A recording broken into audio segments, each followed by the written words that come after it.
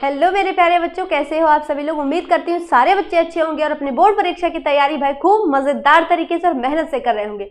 तो जैसा कि हमने पार्ट 1 केमिस्ट्री का 25 ऑब्जेक्टिव क्वेश्चन पढ़ लिया था। अब जिन लोगों ने वो वीडियो नहीं देखा है फटाफट से जाकर के उसको देख लेना, डिस्क्रिप्शन बॉक्स में उसकी लिंक अवेलेबल है। और हाँ भाई, अब हम आज की इस वीडियो में करने वाले हैं आगे 25 जो है इंपॉर्टेंट हमारे एमसीक्यूज। जैसा कि आप देख सकते हैं 26वां नंबर यानी कि 25 एमसीक्यूज हम लोग लगा चुके हैं और इसी तरीके से बाकी भी सब्जेक्ट की एमसीक्यू सीरीज चल रही है भाई। तो जाकर के फटाफट से वीडियो देख डालिए। एग्जाम देने से पहले हर एक क्लास बढ़िया से देख के जाना भाई, क्योंकि आपके एग्जाम के लिए ही इंपॉर्टेंट सीरीज हम लोग बना रहे हैं जो आपके क्वेश्चन पेपर में आ सकते हैं। ठीक है भाई, तो चलिए उसको फटाफट से पढ़ते हैं। आज का हमारा पहला क्वेश्चन क्या है, पीएच स्केल का मान। केमिस्ट्री का हमने पहला पार्ट देख चुके हैं जिसमें हमने 25 एमसीक्यूज कर चुके हैं, है ना। तो आज है पार्ट नंबर 2। क्वेश्चन क्या पूछा है कि पीएच स्केल का मान 7 से कम होने पर वो क्या होगा, अम्लीय होगा, क्षारीय होगा, उदासीन होगा या इनमें से कोई नहीं। तो भाई पीएच स्केल क्या बोला है, 7 से कम। भाई देखो 7 होता है, 7 से ज्यादा होगा और 7 से कम होगा। तो 7 जो होता है वो क्या होगा भाई, उदासीन होगा। क्या होगा, उदासीन होगा। 7 से कम जो होगा वो अम्लीय विलयन होगा, है ना। और 7 से ज्यादा जो होगा वो क्या होगा, क्षार होगा। समझ में आ रहा है। तो पूछा है 7 से कम होने पर तो क्या होगा, वो अम्लीय होगा। यानी ऑप्शन नंबर ए यहाँ पे हमारा क्या बन जाएगा, हमारा राइट आंसर होगा। ठीक है बेटा, एक एक क्वेश्चन बहुत अच्छे से समझाएंगे इसलिए कह रहे हैं। ये 25 क्वेश्चन तो नाम के हैं भाई, ये 25 जो है वो 50 के बराबर होंगे, इसलिए बहुत आराम से पढ़ना। और जितने क्वेश्चन यहाँ पे कराए जा रहे हैं नोट जरूर कर लेना कॉपी में। ठीक है भाई, चलिए जी आगे बढ़ेंगे। नेक्स्ट क्वेश्चन का आंसर करिएगा, मुंह की सफाई के लिए हमें किसका उपयोग किया जाना चाहिए, किसका उपयोग हमको करना चाहिए। अम्लीय दंत मंजन का, क्षारीय दंत मंजन का, कोई नहीं या दोनों का। तो हमेशा याद रखना बेटा, जो टूथपेस्ट सबसे बेहतर होता है वो कौन सा होता है, क्षारीय। यानी कि इसमें थोड़ी सी क्षार की मात्रा अधिक होती है। क्यों, क्योंकि हमारे मुंह में जब अम्लीयता बढ़ जाती है तभी हमारे दांत खराब होने लगते हैं, है ना। तो उसको सही करने के लिए हमको क्षारीय दंत मंजन का प्रयोग करना चाहिए। तो राइट आंसर क्या हो जाएगा, ऑप्शन नंबर बी यहाँ पे आपका क्या होगा, राइट आंसर होगा। ठीक है बेटा, ऑप्शन बी हमारा यहाँ पे राइट आंसर होगा। ठीक, चलिए जी, क्यों इसका करना चाहिए, क्योंकि जब अम्ल मुंह में अम्ल होगा, हम क्षारीय टूथपेस्ट का यूज करेंगे तो अम्ल और क्षार आपस में क्रिया करके क्या करता है, एक दूसरे के प्रभाव को नष्ट कर देता है और क्या बना देता है, हमारा एक साधारण सा उदासीन विलयन तैयार कर देता है। अम्ल और क्षार की रिएक्शन में आपने जरूर पढ़ा होगा। ठीक है, चलिए अगला क्वेश्चन क्या है हमारा, विरंजक चूर्ण का सूत्र क्या है। CO2 है, CaCO3 है, CaOCl2 है या फिर CaCl2 है। बेटा ऐसे जितने भी सारे आपके हैं विरंजक चूर्ण है ना, खाने का सोडा है, उसके अलावा जो है आपका फिटकरी है, नमक है, सारी चीज़ों का सूत्र ज़रूर याद रखना बेटा, क्योंकि इंपॉर्टेंट है और आपके एग्जाम में पूछे जाते हैं। ठीक, तो पूछा है विरंजक चूर्ण का, तो राइट आंसर क्या हो जाएगा, CaOCl2। ऑप्शन नंबर सी यहाँ पे आपका राइट आंसर बनेगा। नमक का सूत्र क्या होता है, सभी को मालूम है, NaCl होता है। फिटकरी का क्या होता है, K2SO4.Al2SO4 का होल थ्राइस .24H2O। ठीक है, याद जरूर रखना, पेपर में आता है। चलिए आगे बढ़ेंगे। मीठे सोडे के प्रयोग से केक नरम क्यों हो जाता है। आपको पता है कि जो केक होता है उसमें मीठा सोडा डाला जाता है। किसी भी चीज़ में मीठा सोडा हम डालते हैं, यानी खाने का सोडा डालते हैं, मीठा सोडा डालते हैं, है ना। तो इसका क्या काम होता है, ये जो है केक हमारा एकदम सॉफ्ट सा क्यों हो जाता है, क्यों, इसमें क्या चीज़ होती है, हमारी कार्बन डाइऑक्साइड होती है। क्या होती है, कार्बन डाइऑक्साइड यानी कि CO2 गैस होती है, जिस कारण से वो नरम हो जाता है, मुलायम हो जाता है। ठीक है भाई, तो ऐसे ऐसे क्वेश्चन आपके एग्जाम में आते हैं, हर एक क्वेश्चन तैयार रखिएगा। क्योंकि ऐसे देखो बेटा, हमारा मकसद ये होता है कि अगर हम बच्चे को 20 पढ़ा रहे हैं और 20 में से 10 फंसे तो बहुत अच्छी बात है। अब आप केवल 10 ही पढ़ के जाओ, 10 में से ना फंसा तो इतना हमें तैयारी होनी चाहिए कि अगर हमसे ज़्यादा भी पूछे तो हम उसको तैयार करके जाएं, है ना। क्योंकि क्वेश्चन हमें छोड़ के नहीं आना है अगर अच्छे नंबर लेके आने हैं तो, है ना भाई। चलिए जी इसी तरीके से आगे क्वेश्चन देखते हैं क्या है, विरंजक चूर्ण से कौन सी गंध आती है। तो विरंजक चूर्ण जो होता है बेटा उससे कौन सी गंध आती है, क्लोरीन गंध आती है। यानी कि ऑप्शन नंबर सी ए यहाँ पे आपका राइट आंसर होगा। Cl2 माने क्लोरीन होता है। ठीक है, Cl2 माने क्लोरीन होता है। जिन बच्चों को नहीं पता है उनको बता दें। ओके भाई, चले जी आगे बढ़ेंगे। अगला क्वेश्चन आपके सामने है, मेथेनोइक अम्ल किसमें पाया जाता है। मेथेनोइक अम्ल, देखो जब भी तुमको कोई कीड़ा काट ले, है ना, कोई चीज़ काट लेती है बेटा, तो उसमें हमें जरा सा हल्का सा चिंचनाहट सी होती है। तो ये सारी जो चीज़ें होती हैं, जैसे कीड़े मकोड़े होते हैं, है ना, और इसके अलावा हमारी चींटी होती है, इसके अलावा जो कई सारे कीड़े मक्खी मच्छर ऐसी चीज़ें होती हैं, उसमें क्या होता है, हमारा मेथेनोइक एसिड पाया जाता है।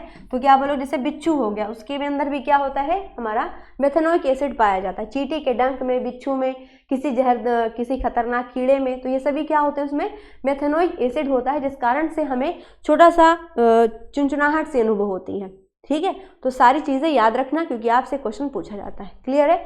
चलिए आगे बढ़ेंगे, नेक्स्ट क्वेश्चन का आंसर करिएगा। टार्टरिक अम्ल पाया जाता है किस में? ऑप्शन है आपके सामने, संतरे में, इमली में, टमाटर में या फिर सिरके में। तो जो भाई टार्टरिक एसिड होता है वो किस में पाया जाता है? हमारी इमली में पाया जाता है। ऑप्शन नंबर बी यहाँ पे आपका राइट आंसर होगा। ठीक है, टार्टरिक अम्ल किस में होता है? हमारी इमली में पाया जाता है।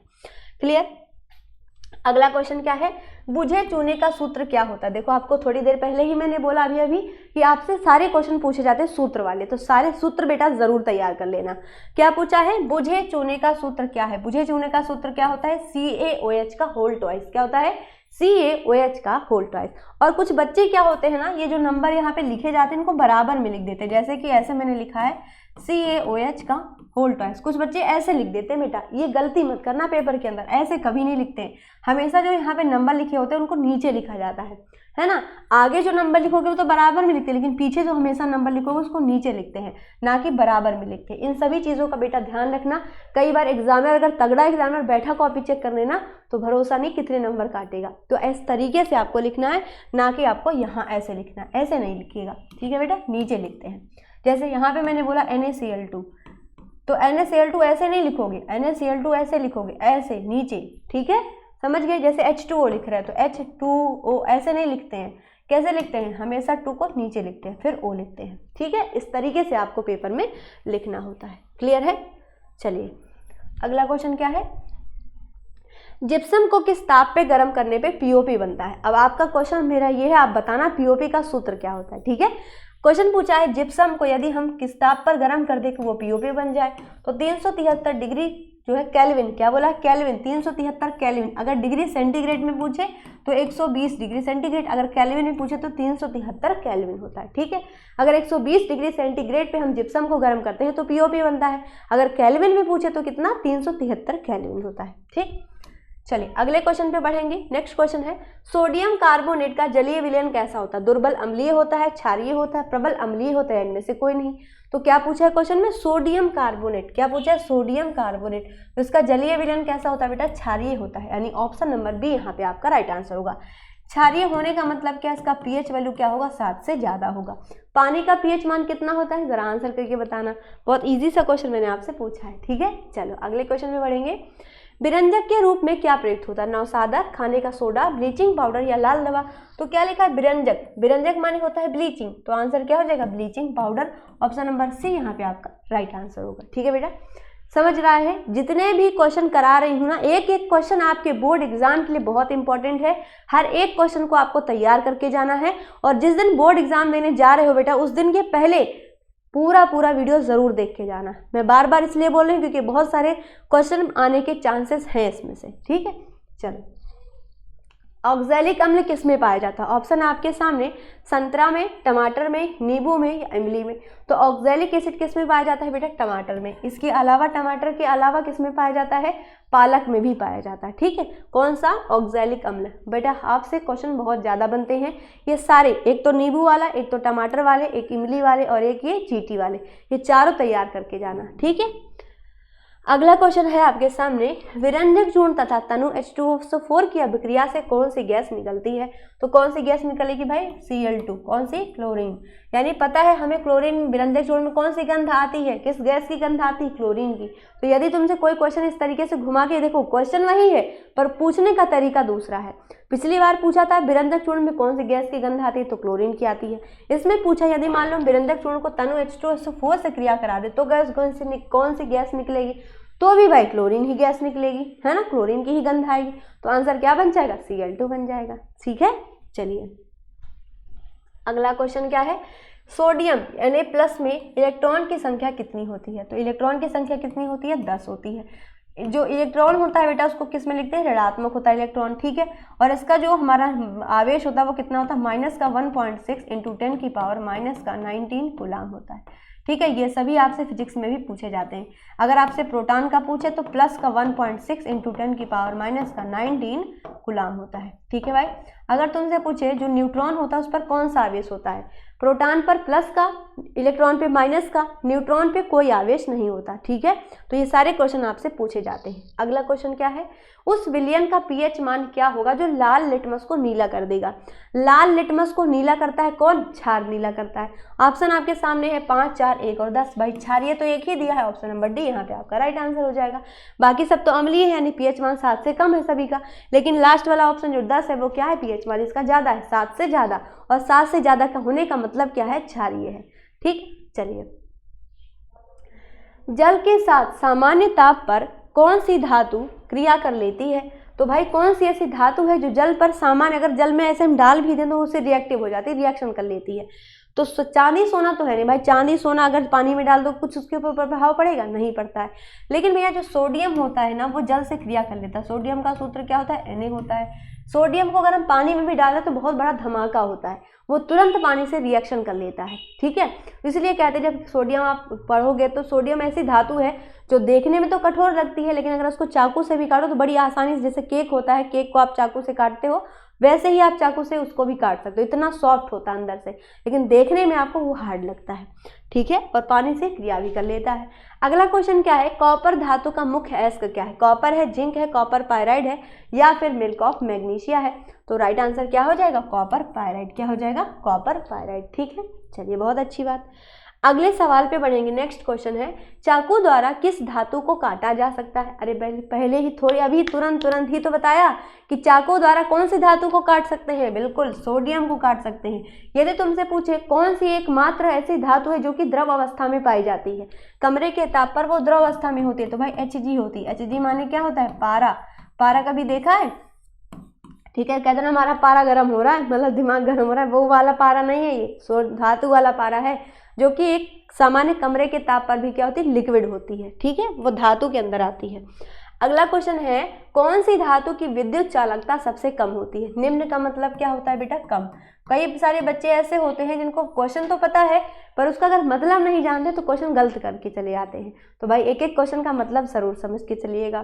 क्वेश्चन है, कौन सी धातु की विद्युत चालकता कम होती है? तो विद्युत चालकता किसकी कम होगी? लेड। पीबी। पीबी माने लेड, और लेड माने क्या होता है भाई? शीशा। शीशे में थोड़ा ना विद्युत चालकता हो जिससे थोड़ा तुम इलेक्ट्रॉन निकाल सकते हो। उसके अलावा जैसे सोना है, चांदी है, पारा है, ये सभी क्या होते हैं? इसमें विद्युत चालकता होती है, लेकिन जो हमारा शीशा है, लेड है, पीवी है, उसमें विद्युत चालकता नहीं होती है। चलिए अगले क्वेश्चन पे बढ़ेंगे। नेक्स्ट क्वेश्चन है 45 नंबर का। उपधातु है सोडियम, पोटेशियम, एंटीमनी या फिर मरकरी? तो भाई उपधातु इसमें से कौन सी है? एंटीमनी। इसके अलावा आज याद रखिएगा और सैनिक भी है ना, और सैनिक, एंटीमनी, ये सभी क्या होती है? हमारे उपधातुएं होती हैं। क्लियर? चलिए अगला सवाल क्या है?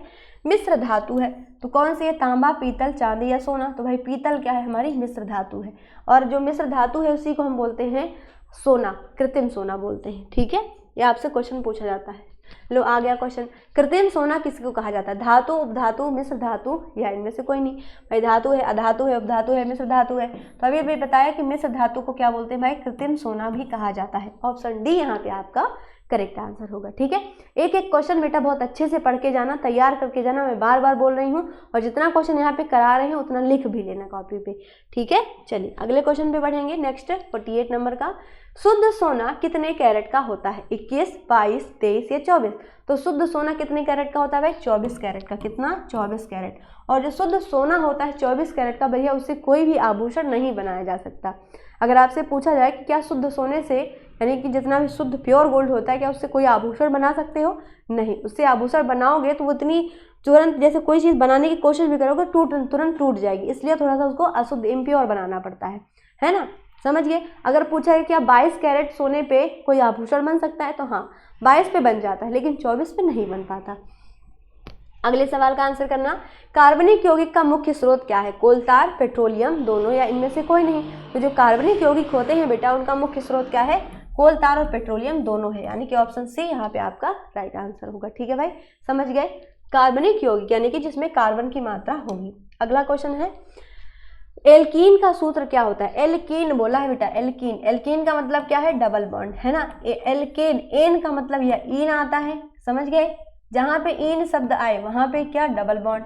जहाँ पे एन आए वहाँ सिंगल बॉन्ड, और जहाँ आई ना आए वहाँ क्या होता है, ट्रिपल बॉन्ड होता है। ये तो आपने यूपीएससी में पढ़ा ही होगा, है ना। तो पूछा है एल्कीन यानी कि डबल बॉन्ड वाला होगा, और डबल बॉन्ड में क्या होता है, कार्बन का दुगना हाइड्रोजन होता है, कार्बन का दुगना हाइड्रोजन। देखो कार्बन का दुगना कहाँ है, हाइड्रोजन। तो भाई यहाँ पे एक सेकेंड, यहाँ पे C4 है और H18 है, C6 है, H10 है, C2 H6 है, लेकिन यहाँ ऑप्शन पहला सही हो जाएगा।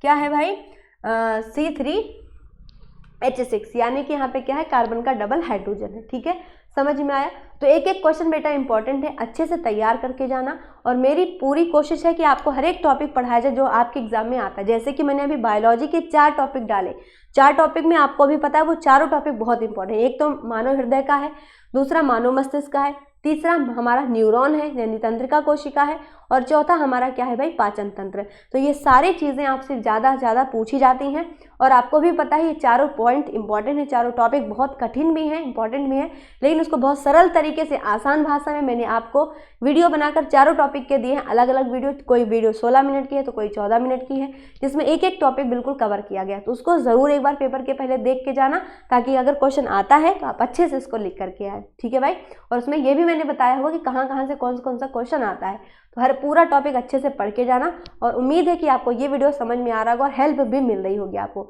अगर आपको इन वीडियो से हेल्प मिलती है तो ज़रूर इनको शेयर किया करिए अपने दोस्तों के साथ में, और अगर चैनल पर पहली बार आए हो तो चैनल को ज़रूर सब्सक्राइब कर लीजिएगा। ओके भाई, तो चलिए फिर मिलते हैं नेक्स्ट वीडियो में, तब तक के लिए थैंक यू, राधे राधे।